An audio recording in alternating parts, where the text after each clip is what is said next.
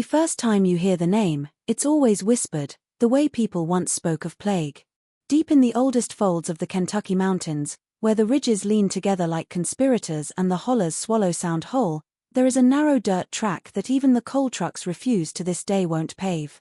Locals call it the Widow's Trace, though no one remembers which widow, or how many. If you follow it far enough, past the last rusted mailbox and the Jesus Saves signs shot full of buckshot, the trees close in until daylight feels like a rumor. That is where the family has lived since the colonies were still bleeding. 300 years. Not one generation slipping quietly into the arms of an outsider. Not once. Every cradle filled by a cousin, every grave dug for a cousin. The same blood circling tighter and tighter, like a snake learning to eat its own tail and calling it love. They say if you stand at the edge of their clearing on a moonless night, you can hear the porch boards creak in perfect rhythm, as though the house itself is breathing through gills it should never have grown. They say the dogs in the county won't bark when the family passes, they drop to their bellies and crawl. They say if a woman in the bloodline dreams of a child with pale eyes, that child is born within the year, silent, watchful, already knowing your name. Outsiders who went looking for them came back changed, or didn't come back at all. Until now. Because something is leaving the holler for the first time in 3 centuries. And it knows exactly where you live. In the spring of 1723, 2 brothers, Jacob and Elias Fugate, rode out of the Tidewater lowlands with Virginia warrants on their heads and the smell of tar still clinging to their coats. They had knifed a tax collector behind a Williamsburg tavern after he seized their widowed mother's only milk cow for a debt she could not spell, let alone pay. By dawn the next day the hue and cry was already thundering behind them, but the brothers whipped their stolen horses westward, past the fall line, past the last survey stake, into the dark blue haze where the Cumberland Plateau rises like a wall against the sky. For weeks they climbed game trails no white man had named, drinking from creeks that tasted of iron and sulfur, eating squirrels they shot with a single flintlock they passed back and forth. When the powder ran low they used the gun as a club. Their clothes rotted off their backs, their beards grew into their collarbones. By the time snow dusted the highest ridges they were no longer running from the law, they were running from the memory of ever having lived among other people. One November night, half-starved and frostbitten, they stumbled into a hidden valley where 3 streams met beneath a stand of ancient hemlocks. The ground was so rich the leaf mold came up to their ankles, and a salt lick drew deer in such numbers the brothers wept at the sight. Here, they decided, the world would end. Here they would begin something new. They built a single-room cabin from tulip poplar, chinking the logs with mud mixed with their own hair when the clay ran out. When the roof was on and the chimney drawing, Jacob produced a small leather-bound Bible he had carried all those miles. He opened it to the blank pages at the back and, with a charred stick, wrote the date and both their names. Then, beneath that, he wrote a vow in letters so large they looked like wounds. Let no stranger's blood ever thin what is ours. Let every child born in this valley carry the mark of Fugate twice over. If the world comes for us again, we will already be too knotted together for its knives to find purchase. Elias watched him write, then took the stick himself and added a single line underneath. By cousin, by cousin, by cousin, forever. They shook hands over the book the way men once shook over land deeds, then burned the charcoal words into the cabin's hearthstone so the promise would outlast the paper. Outside, the wind moved through the hemlocks like something learning how to speak their names. Inside, the fire settled into steady heartbeat, and the Fugate line turned its face from the rest of humanity, folding inward the way a fern closes at dusk. That night the first thread of the knot was tied, and it has never been loosened since. Summer of 1790, the ridges steamed after a week of rain, and a circuit-riding preacher named Hezekiah Rawls came riding a sway-backed mule down the Widow's Trace with a stillbag full of tracts and a voice that could make sinners weep from the next county over. He had heard rumors in the settlements along the Clinch River, talk of a hidden clan that lived like Adam's children before Eve, marrying only inside their own circle, speaking a cracked English no outsider could follow. The elders begged him not to go.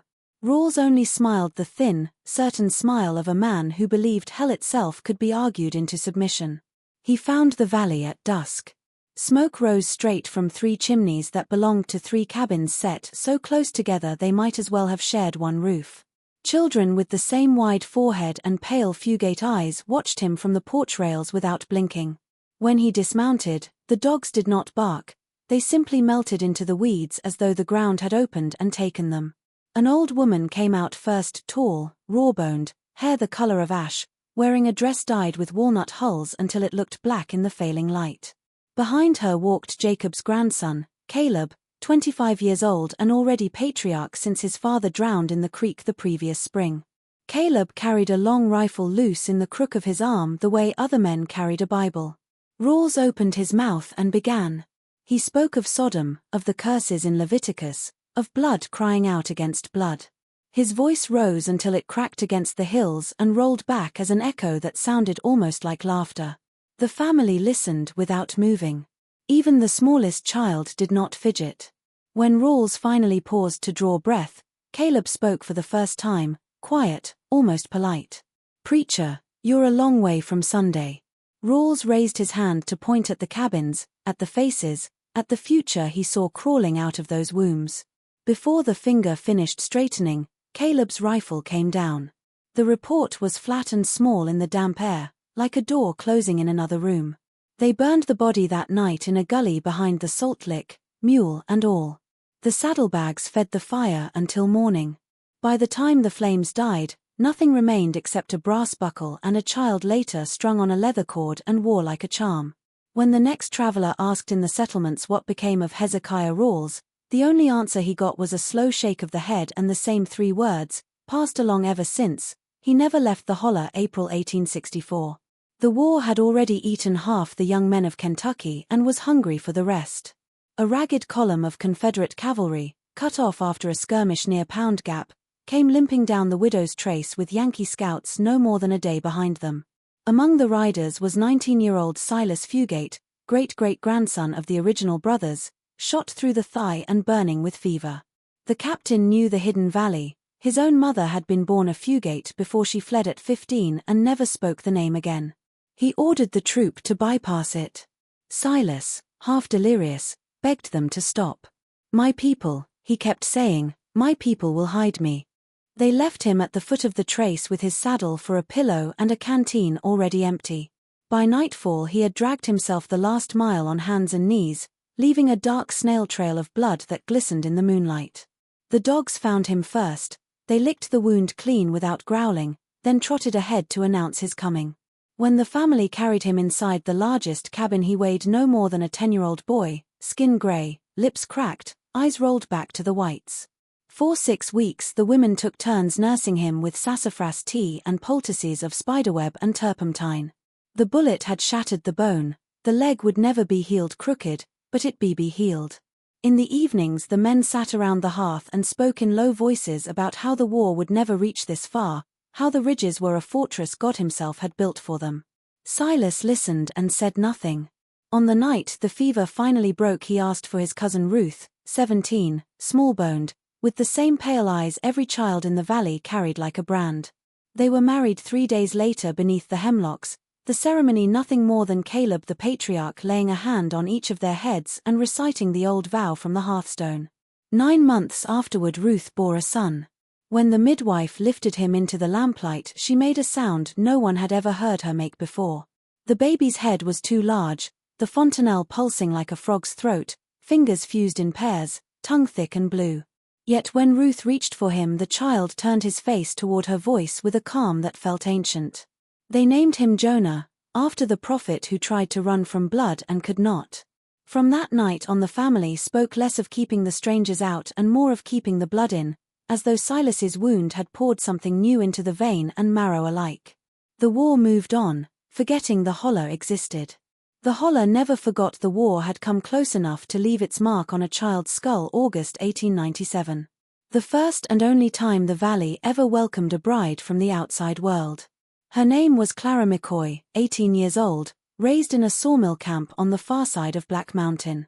She had hair the color of new pennies and a laugh that carried across creek bottoms like birdsong. She met Josiah Fugate at a frolic in Whitesburg when he came down to trade moonshine for coffee and calico. Josiah was 22, tall the way a pine is tall, quiet the way deep water is quiet. For 3 months he rode over the ridge every Saturday with a ribbon or a stick of store candy tied in his pocket until Clara's father, half drunk and wholly tired of feeding another mouth, told her she could go if she wanted. She wanted. They carried her up the widow's trace in a jolt wagon borrowed from a cousin who had already turned back twice rather than spend a night in the holler. When the cabin came into view, Clara's hand tightened on Josiah's sleeve. 40 pale faces watched from the porches and the yard, none smiling, none waving, just watching with the same flat curiosity they might give a strange dog. The matriarch, old Naomi Fugate, walked out to meet the wagon. She studied Clara the way a butcher studies a side of beef, then reached up and pinched the girl's cheek hard enough to leave white fingerprints that filled in red. The wedding was over before Clara realized it had started. No music, no preacher, only Naomi laying a quilt over the couple's joined hands and repeating the hearthstone vow while the rest of the family answered in a low hum that made the dogs whine. That night Josiah took her to the loft of the newest cabin. She cried out once. No one downstairs moved or spoke. In the morning her lip was split and her thighs bruised, but Josiah's eyes already distant, as though the marriage had burned something essential out of him. Clara lasted 11 months.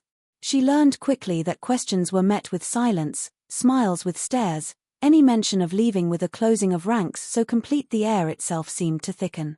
She hid letters under a loose hearthstone, pages begging her brothers to come fetch her. One afternoon in July she slipped away while the women were at the blackberry patch, barefoot, carrying only the locket with her mother's picture. They found her skirt snagged on a laurel bush 2 miles down the trace, the locket gone, footprints ending as if the mountain had simply inhaled her. Old Naomi still wears that locket. It hangs between her breasts on a rawhide cord, the clasp broken so it can never be removed. Sometimes, when the wind is right, people down in the settlements swear they hear a woman laughing like birdsong, always moving farther away. October 1931. The country was bleeding money and hope, and the federal men in their stiff collars decided moonshine was something they could still tax.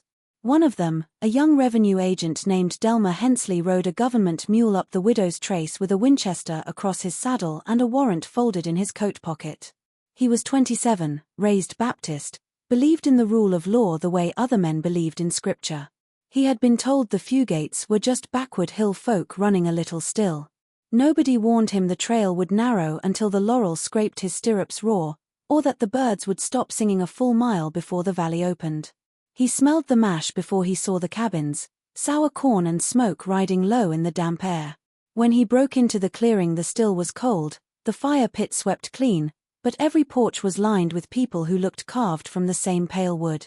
They did not scatter or reach for rifles, they simply turned their heads in one motion, as though pulled by a single string. Delmer's mule balked so hard it almost pitched him over its ears. He drew the Winchester anyway and shouted the words he had practiced in the mirror, United States government. Step away from the still. Silence answered, thick as creek mud. Then a girl no older than 10 stepped forward holding a rag doll made from a corncob and a scrap of calico. Her eyes were the washed-out blue of skim milk, and when she smiled her teeth looked too small for her mouth. She raised the doll and waved it once, the way a child greets a friend. Something about the gesture turned Delmer's stomach colder than the mountain wind. He tied the mule and walked toward the largest cabin. Every footstep sounded loud as a gunshot. Halfway across the yard he noticed the dogs, 6 or 7 lean hounds lying flat with their bellies to the dirt, ears down, not one of them growling, only watching him with the same flat curiosity as the people. When he reached the porch steps the door opened by itself, or seemed to, and old Naomi stood there with Clara's locket glinting against her dress. Delmer never filed a report. 3 days later his mule wandered back to the county seat with an empty saddle and a government badge pinned to the bridle with a bent nail. The warrant was gone. So was Delmer. Folks still argue whether he ran screaming into the laurel or simply kept walking until the mountain decided to keep him. Either way, the next revenue agent sent up the trace turned his mule around at the first laurel thicket and never looked back. The Still Don't, July 1966. The county finally had a social worker young enough to believe paperwork could fix anything. Her name was Evelyn Greer, 24, degree fresh from Berea College, hair in a neat bun, cat eyeglasses, a clipboard thick with forms about school attendance and childhood nutrition. Somebody down in Harlan had noticed that no Fugate child had ever set foot in a classroom, and the new federal guidelines said that had to change. Evelyn drove her Forest Service green Jeep as far as the ruts allowed, then walked the last mile in low heels that sank into the moss with every step. She carried a basket of government cheese and a smile she had practiced on porch dogs all the way up the trace. The valley opened the same way it always did, sudden and airless, as if the mountains exhaled and forgot to breathe back in. The cabins looked smaller than the stories claimed, almost ordinary, except nothing moved. No chickens scratched, no wash flapped, no smoke rose. Only the people, maybe 30 of them, standing in the yard exactly where the shade ended and the sun began as though an invisible line had been chalked for them to toe. Evelyn's voice came out thinner than she wanted. "Good morning. I'm here from Family Services. We just want to talk about getting the little ones enrolled." She held up the cheese like a peace offering. A woman near the front, Naomi's daughter Ruth, tilted her head the way a crow studies something shiny. Nobody took the basket. Evelyn stepped forward. The dogs were there again, flat to the ground, eyes rolled white. She kept walking until she stood among them.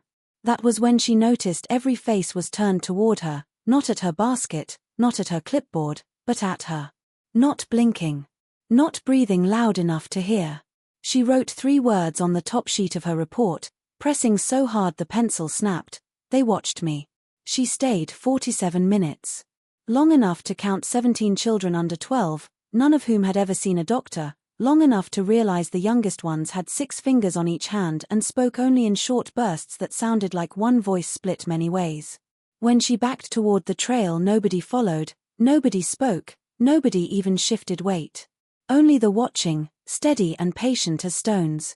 That night she sat in her apartment in Hazard with every light burning and wrote 15 frantic pages she never filed. The next morning she called in sick.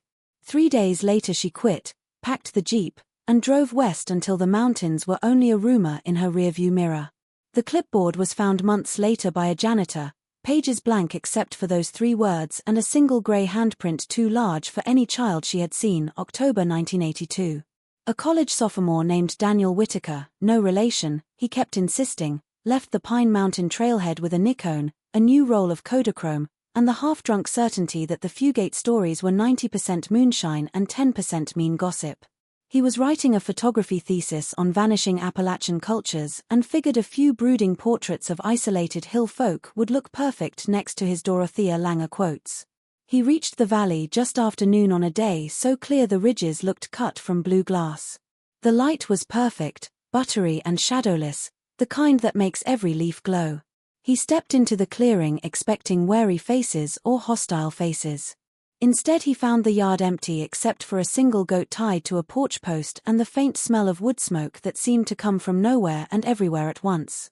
The cabins looked abandoned at first glance, windows dark, doors closed, yet every curtain twitched as he raised the camera.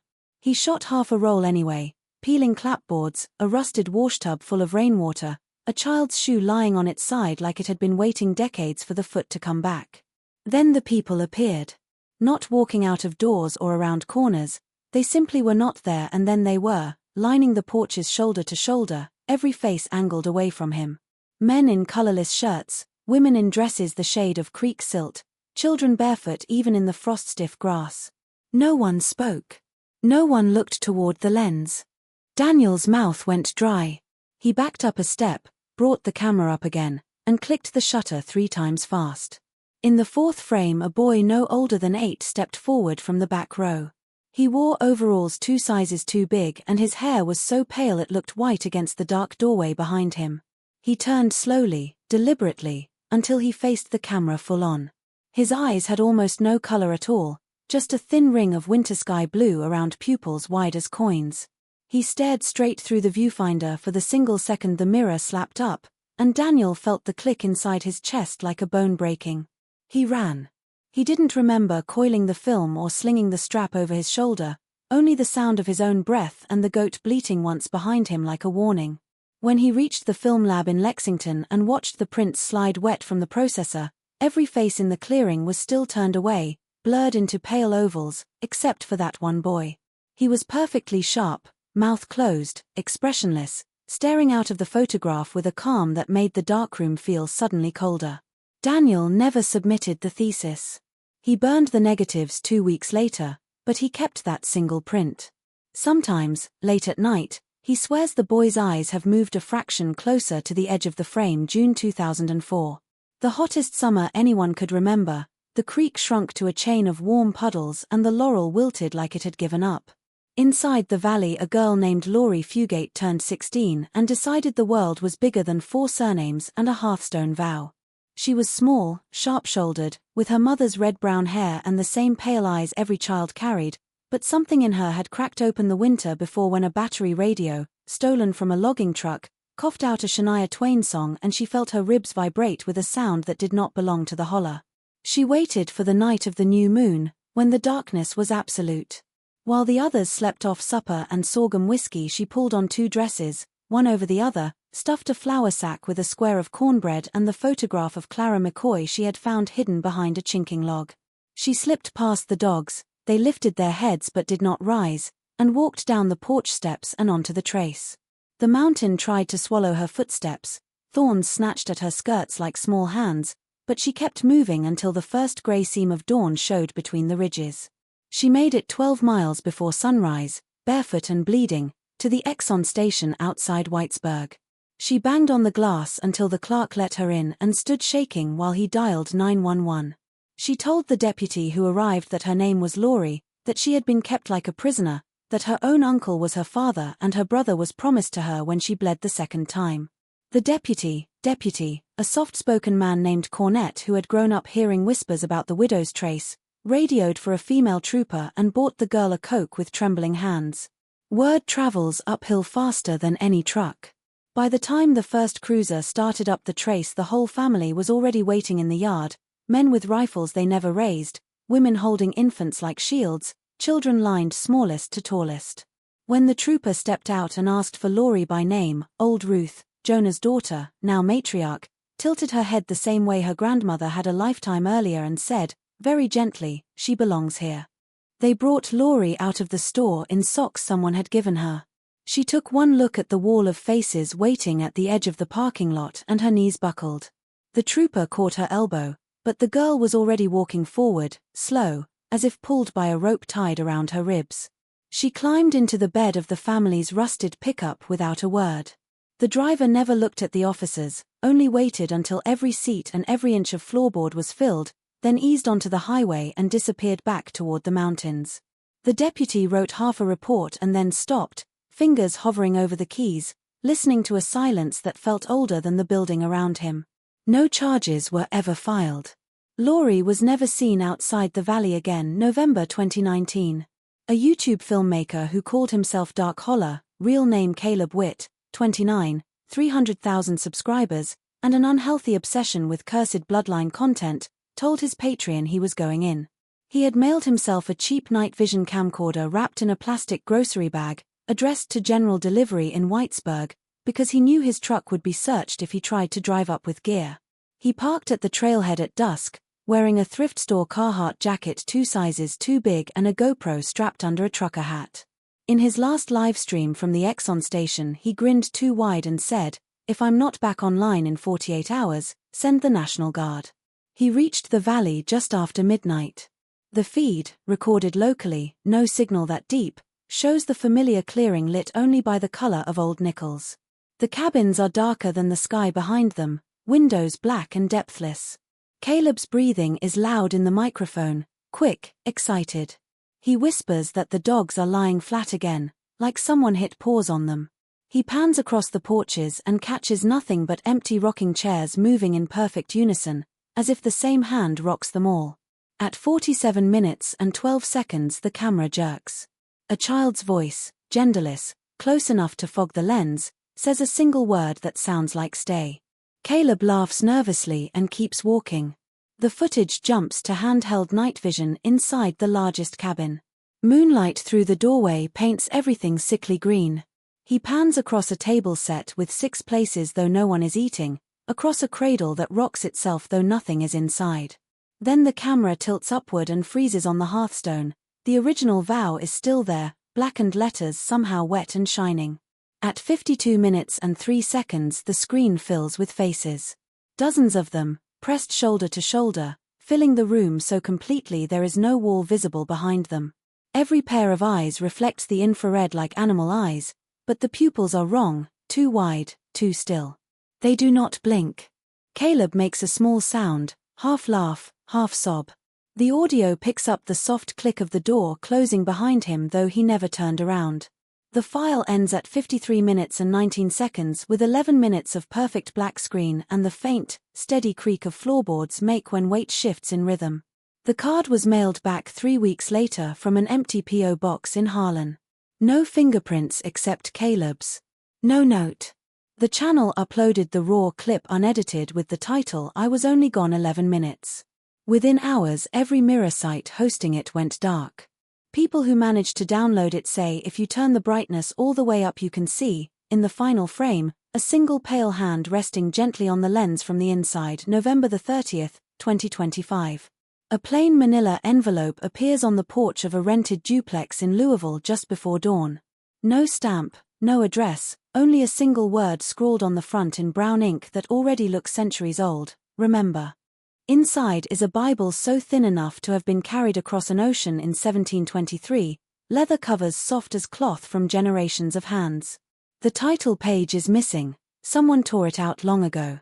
What remains are the final 30 leaves, blank pages meant for family records, now filled top to bottom in different inks, different slants, different centuries of handwriting marching down the columns like soldiers refusing to break rank. Every entry is a marriage. Every marriage is between two of the same 4 surnames: Fugate, Combs, Fugate, Stamper, Fugate, Ritchie, Fugate, back to Fugate again. Dates climb from 1724 to last month. Beside each union someone has drawn a tiny symbol in red, sometimes a circle, sometimes a spiral, sometimes what looks like an eye with too many lashes. The ink never quite dries. When the current owner, a freelance journalist who has spent years chasing whispers of the valley, turns the pages, the newest entries first, the red symbols glisten as though freshly painted. The most recent line, dated 3 nights ago, reads, "Silas Lee Fugate to Mary Ruth Fugate. Jonah's blood returns, the knot is whole." The journalist notices the smell next: damp earth, wood smoke, something sweet-rotted sweet like apples left in a cellar too long. The Bible is warm, warmer than the room, warmer than skin. When the book is opened flat on the kitchen table, the overhead light flickers once, twice, then steadies. In that stutter of darkness, the journalist swears every name on the page has shifted a fraction to the left, as though the columns themselves are breathing. Later, trying to photograph the pages for proof, the camera refuses to focus. The lens clouds with condensation no amount of wiping removes. The audio recorder left running on the counter captures nothing except, at 3:17 a.m., the soft footsteps crossing a wooden floor that does not exist in the duplex. They pause directly behind the chair. A child's voice, close enough to stir hair, whispers the original vow from the hearthstone, word for word, in perfect order, then adds something new. "The world thinned us long enough. Now we come home." The Bible is still open at dawn. The newest red symbol is no longer a circle or a spiral. It is a perfect handprint, small, 5-fingered, pressed into the margin beside tomorrow's date as though the paper were soft clay. The fingers are pointed toward the front door, which stands ajar though every lock was thrown the night before. Outside, the Kentucky ridges are only a faint blue line on the horizon, but the smell of hemlock and creek water drifts down the hallway like a promise that distance no longer matters.